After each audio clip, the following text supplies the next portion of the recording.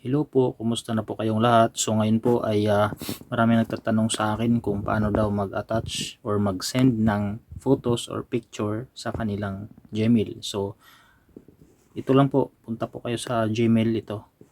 Yan, nakita kayong Gmail, hanapin nyo po lang sa inyong cellphone tapos pindutin nyo lang siya. Yan ang lalabas. So pag pindot nyo, nakalagay na dyan yung compose. Yan sa baba, may nakalagay na compose, pindutin nyo. Ayan, so may nakalagay dyan na 2. Ibig sabihin kung sino yung sindan nyo. So try natin yung akin, yung isang Gmail ko. Dyan. Oh, tapos may nakalagay dyan na parang clip. Ito, bilugan ko. Yung clip ay nandito siya sa taas, sa may right side. Dito siya. Yan. Pag pindot nyo po dyan, ang lalabas po ay photos, camera, files, drive. Ibig sabihin, pili lang kayo dyan. So kung photos, pindutin nyo lang po yung photos. Yan. So yan po ang nalabas.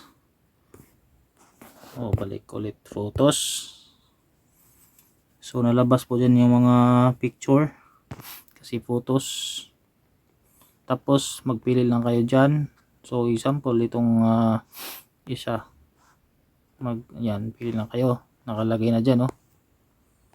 So sa subject, pindutin nyo po yan kung anong ilagay nyo dyan. O lagay mo na thank you.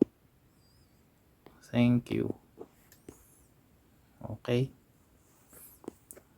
So ang photos ay may limit din, tsaka video pwede rin mag-attach.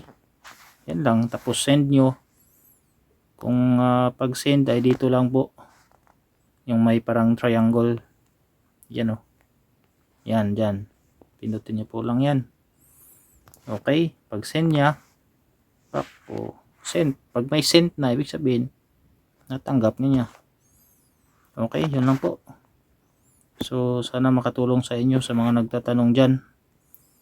Tsaka kung gusto nyo i-check na na-receive na niya, dito lang kayo, yung may tatlong guhit na nakahiga ito sa bandang taas.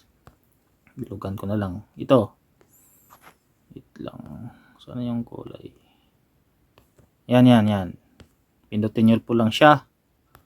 Okay, so hanapin nyo po yung send. Okay, so pag pindot nyo ng send, yan, nandyan na. Yan ang nakalagay. Ibig sabihin natanggap na niya. Okay, thank you. God bless everyone.